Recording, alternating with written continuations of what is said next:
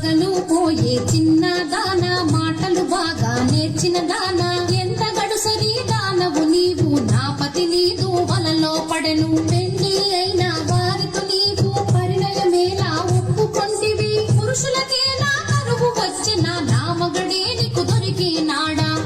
పద్మావతి లక్ష్మీదేవితో కయ్యము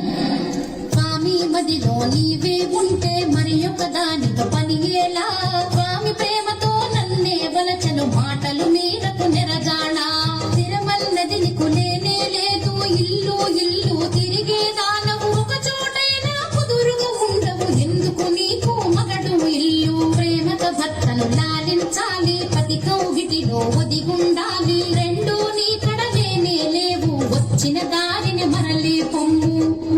సవతుల దెప్పి పొడుపు మాటలు